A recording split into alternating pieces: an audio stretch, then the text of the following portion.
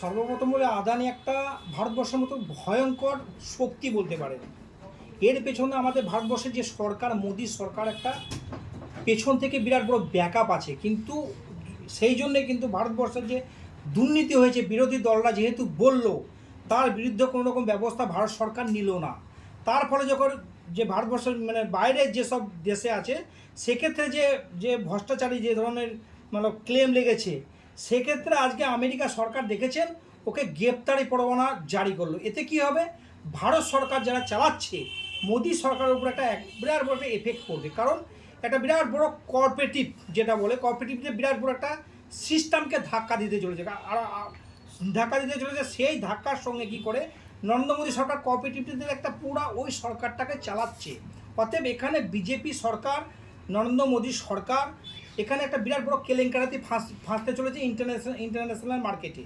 এবং এই যে গ্রেপ্তারি পরোয়ানা, এটা অনেক দিন আগে হওয়া ছিল, গত 5 বছর আগে হওয়া উচিত ছিল। আজকে কিন্তু যখন ভারত সরকার কোনো ব্যবস্থা নিল না, তার ফলেই কিন্তু আমেরিকা সরকার তার প্রমাণটা দিল যে সে পুরা ভারতীয় মানে সেন্ট্রাল গভর্নমেন্টের দালাল, নরেন্দ্র মোদীর দালাল, বিজেপির দালাল। এবং এটা কিন্তু বিরোধী দলনেতারা দেখে মমতা বন্দ্যোপাধ্যায়, তার সঙ্গে সঙ্গে রাহুল গান্ধী তো বারবার আদানি ম্যাটারটাকে নিয়ে, কেলেঙ্কারিকে নিয়ে বারবার বললো। কিন্তু পার্লামেন্টে ওঠার পরেও, কিন্তু রাজ্যসভা লোকসভাতে ওঠার পরেও কিন্তু কোনো রকমের অ্যাকশন নেওয়া হয়নি। কারণ এর পেছনে ভয়ঙ্কর ভারতবর্ষের একটা শক্তি কাজ করছে। কারণ এই শক্তিকে পরাস্ত করা খুব মুশকিল। যতদিন এই বিজেপি সরকার থাকবে, যতদিন এই নরেন্দ্র মোদী সরকার থাকবে, কোনো দিনই ওর বিরুদ্ধে অ্যাকশন নেওয়া যাবে না। সেই জন্য যখন ইন্টারন্যাশনাল মার্কেটে জিনিসটা জানাজানি হলো এবং সেই কেলেঙ্কারিতে আমেরিকা থেকে উঠে গেলো এবং তাকে গ্রেপ্তারি পরোয়ানা জারি করলো। এবার দেখবেন কি হবে, মোদির যে ক্যাবিনেট মিনিস্টার নরেন্দ্র মোদী সরকারের, এবং নরেন্দ্র মোদী এর সঙ্গে দেখবেন আস্তে যখন কান টানলে দেখবেন মাথাটা আসবেই। আমিও সেটাই বলতে চাইছি, আজকে তো বাংলাতে ভ্রষ্টাচারী সরকার, এই যেখানে যেখানে বিরোধী দলরা আছে, যেখানে যেখানে বিরোধী পক্ষ মানে অবিজেপি শাসিত যেখানে মতলব জায়গা আছে, স্টেট আছে, সেখানে দেখুন ভ্রষ্টাচারী, চুরি, ডাকাতি এই ধরনের আফা ফেলিয়ে সরকারটাকে গুমরা করে এবং ভারতবর্ষের মতলব অর্থনৈতিক অবস্থাটা পুরোপুরি শেষ করে দেওয়া হচ্ছিল।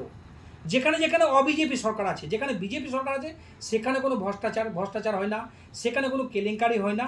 এইটাই ওরা প্রমাণ করছিল। কিন্তু সেটা কিন্তু ইন্টারন্যাশনাল মার্কেটে এবং আমেরিকা গভর্নমেন্ট সেটা দেখিয়ে দিল যে যে দুর্নীতি করেছে সেটা প্রমাণ করে দিল। এবং এর সঙ্গে সঙ্গে দেখবেন ভারতবর্ষের যে সরকার আছে, বিজেপি যে সরকার আছে, সেও কিন্তু টানা পড়বে।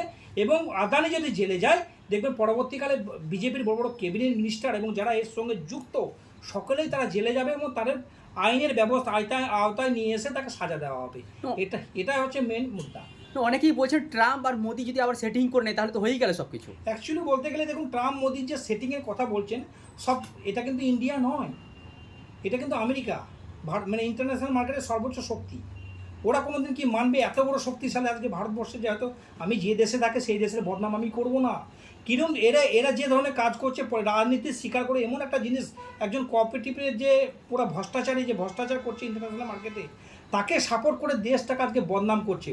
অতএব আমি জানি, এইটুকু জানি, এখানে আমাদের ভারতবর্ষের সরকার যাতে কোনো রকম সাপোর্ট না করে এবং যাতে মতলব যে অন্যায় করেছে তার সাজা হওয়া দরকার, সেটার ব্যাপারে আমি মনে করি আমাদের সেন্ট্রাল গভর্নমেন্টকে একদম ওদের সঙ্গে কোঅপারেটিভ করে তাদেরকে মানে সত্যটাকে সামনে নিয়ে আসা হবে এবং যদি সে অন্যায় করে থাকে তার সাজা হওয়া উচিত।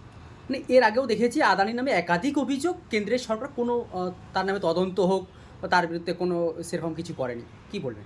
একাধিক তদন্ত মানে কয়েক হাজার তদন্ত মানে হওয়া উচিত ছিল। প্রচুর অভিযোগ আছে, প্রচুর দেখেছেন বিরোধী পক্ষরা বলে গিয়েছে, কিন্তু কোনো রকম অ্যাকশন নেওয়া হয়নি। কারণ এখানে একটা বিজেপি যে হিটলারি সরকার, একটা ভয়ানক শক্তি তাদের পেছনে, তার আদানির ব্যাকআপে, আদানি আম্বানি যে মানে বড় বড় কোঅপারেটিভ সোসাইটি যারা আছে তাদের পুরো ব্যাকআপে আছে এবং তাদের যে পুঁজিবাদী মানে পক্ষে এই সরকার। অতএব গরিব মানুষের কোনো এই সরকার নয়।